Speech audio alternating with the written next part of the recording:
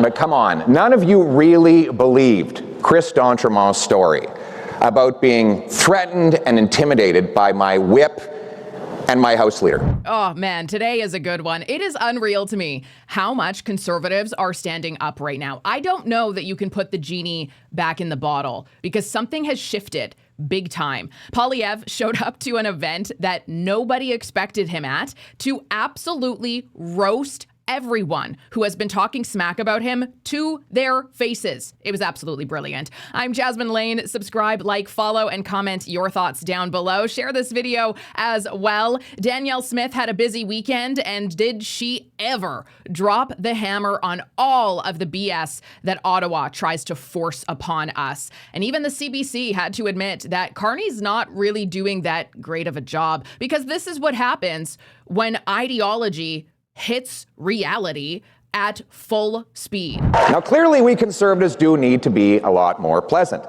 And I hear these reports about people kicking in doors, calling each other snakes, yelling, and I thought, who leaked this morning's staff meeting? But come on, none of you really believed Chris d'Entremont's story about being threatened and intimidated by my whip and my House Leader.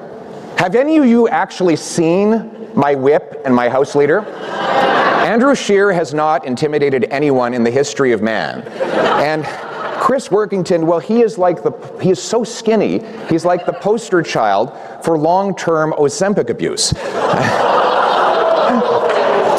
But the whole thing has us all thinking about caucus management. I think that Stephen Guilbeault would actually agree that this is very important. I hear that the NDP actually rejected having Guilbeault join their caucus. What an ego blow. Come on, Don. Is Don Davies here tonight?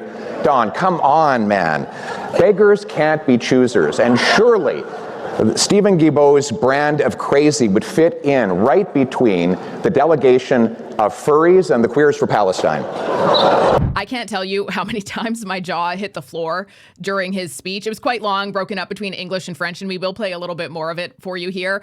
Pierre Poilievre traditionally does not attend these events, and it seems as though by the reaction to everybody, they were really shocked that he was there. That's right. Long live the CBC. Long live the CBC.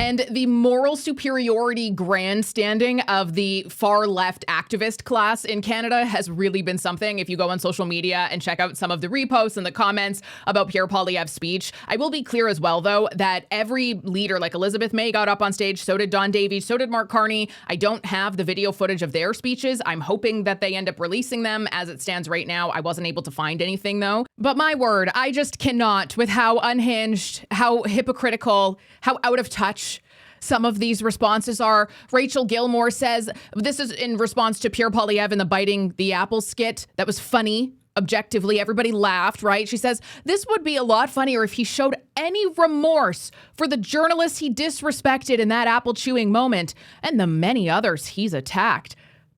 Oh, okay. Such as who exactly? Unless, of course, attacked now means setting the record straight, being blunt, being honest, telling the truth about a situation when the media is consistently hounding you and trying to stir up fear, drama, and rumors that aren't real. Huh.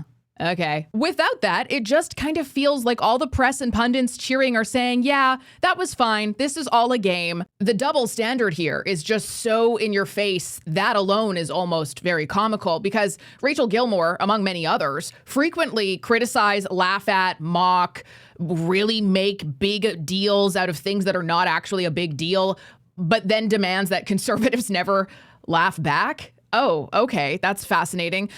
Pierre makes a joke and suddenly it's warning the press about what their laughter is normalizing. The double standard here is just something. And the fake outrage. Like, yeah, Rachel, I'm sure you're laying awake at night over the fact that Pierre Poilievre was eating an apple when a reporter went in and started asking him questions, and he was presumably hungry, so he continued to eat said apple while being asked questions.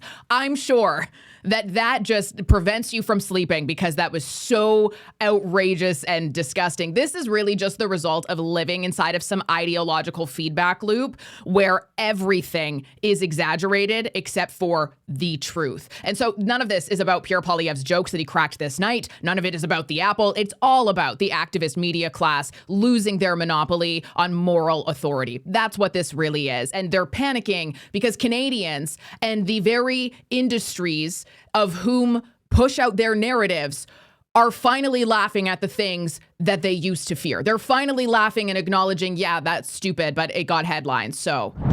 Now, just to be clear, to all the CBC staff who are gathered here today, don't believe what you hear. And by the way, when I speak of CBC staff, I'm not just talking about the PMO comm shop, I'm talking about all of you. I never said I was going to shut down the CBC. I said I was going to defund it, which means that we can find some creative funding methods to keep it going. Like maybe they could move their head office to a Caribbean tax haven so that Brookfield could pay for it. The company might have some spare office space above that bicycle shop in Bermuda. Or another revenue source would be for David Cochrane to start charging for the water he carries for the Liberal Party. The third way is for me to donate royalties. And I'm announcing that I will do that today. Royalties for all those who copy me, imitate me, or steal my ideas. I think Mark Carney is here today. He wanted to have an impersonator of his own, but then he discovered that Mr. Burns is a cartoon. That means I have to look inward into what changes I have to make. And I've been told since the election that I need to gain those extra few percentage points by being more lovable and human. So naturally, I've commissioned a poll on how to do that. And the preliminary results are in. Option A, I can get a dog. Or option B, and I'm quoting the pollster here, I can find more meaningful ways to connect with people on a personal level and make emotional connections with Canadians. So I immediately called the pollster and said, what kind of dog? And grimaced my way through the rest of the evening.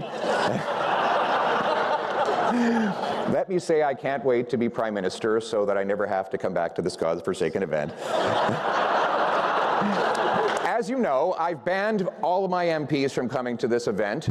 So as soon as I find out that I was here, I will be kicking myself out of caucus. Dump this brown powder into your coffee and become 27% harder to kill. This is Black Forest high flavanol cocoa powder. And what's insane is a study with 21,000 people just showed that this could reduce your risk of a heart attack by 27%. Cocoa flavanols keep your arteries flexible, whereas regular chocolate, well, 90% of that gets destroyed during the processing. Harvard has actually ran this study called the Cosmos trial, which was the biggest study of cocoa ever. And one of the most watched health educators on YouTube, Dr. Eric Berg, has been talking about these benefits for years. There's some seriously amazing benefits for the heart. Decreased blood pressure because you're getting increased nitric oxide, which actually helps the smooth muscle of the arteries. Now, the blood pressure effect can also happen due to the high levels of magnesium. It's also loaded with iron and potassium and copper and phosphorus and zinc. That's exactly why I switched to Black Forest high flavanol cocoa. It's not candy, it's performance fuel. Every scoop delivers the same active compounds that Harvard researchers have linked to cardiovascular support, better blood flow, and even sharper focus. I've been putting this in my coffee every single day. It just hits differently than your regular cup. So if you're looking for an extra insurance policy to keep that blood flowing, to keep that ticker pumping,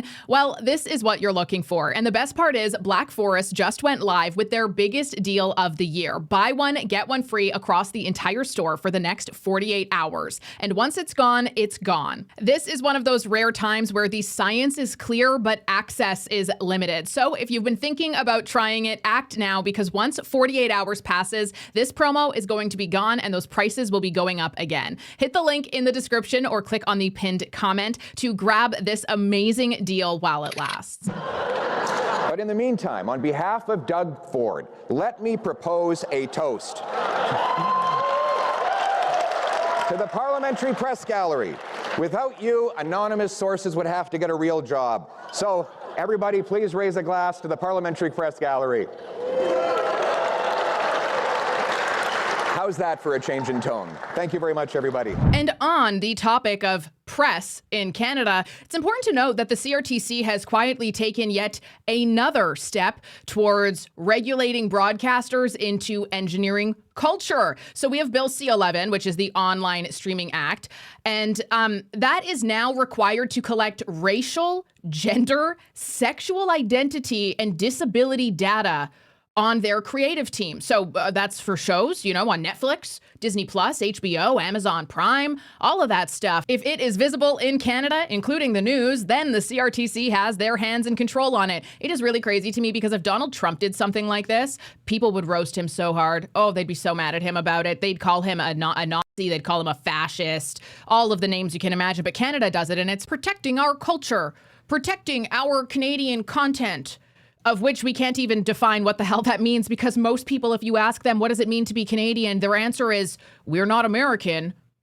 Now, the CRTC says that they're not planning to introduce more quotas like they did with the CBC when they rolled out literally this exact same formula, and that then required the CBC to have 30% of their television production teams to be diverse. It had to be spent on diverse teams, even if it sucked, even if they had zero talent. It's just like this whole DEI thing is really, it's really unhinged. It's really racist, dare I say. And let's be real here. Every single time that diversity data collection is mandated, a quota of some sort follows. We have seen this play out time and time again. It has nothing to do with good content, with merit-based hiring. It has everything to do with a freaking compliance system. And it's so bizarre to me how the CRTC, when they first were introduced as a regulatory body of the federal government, it was, you know, to help with like technical issues, like where a cell phone tower is, who gets certain radio frequencies for a local radio station, that sort of thing. And then somehow that turned into the Broadcasting Act under the CRTC, believing that their job is to manage the right cultural mix of the country instead of just letting people actually create and learn and Google things as they want. And I don't know, just out of curiosity, how much do you think the Liberal government actually respects all of the culture and diversity that we have here in this country? Marilyn Slight did mention that you had reached out, but she says that the timeline that was offered, it's just impossible for them to get from where they are in the coast of BC to the time and place of the meeting. So, it's called Zoom. It's called Zoom. Well, you know, it's a wonderful. I think that's what we're using, David. I understand, but I'm also not a coastal First Nation chief, and I don't know if they would want to be met with in person and face to face. You know, if they are going to have a bitumen pipeline, right? I am happy to go visit